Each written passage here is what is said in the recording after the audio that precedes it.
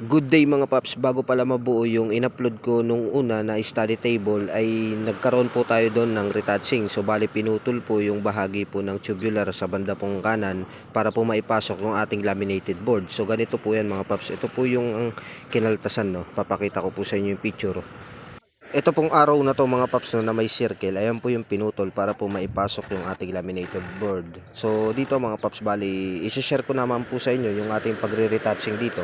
So binatakan po natin ito ng body filler mga paps, sabay po natin ito nilihaan sa bawat po patong ng ating iminamasilya rito.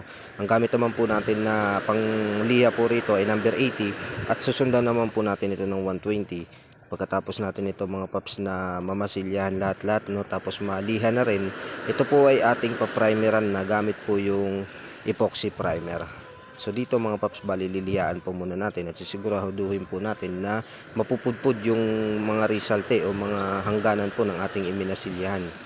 Para po kapag pininturahan na ito, hindi na po siya babakat, no, dun sa finish niya. So ganoon lang mga paps.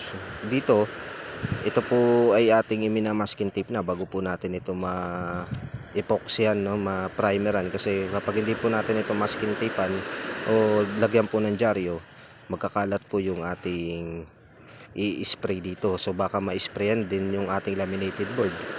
So ganito lang mga paps ang proseso, no. So kung makikita nyo, ayun, putol siya.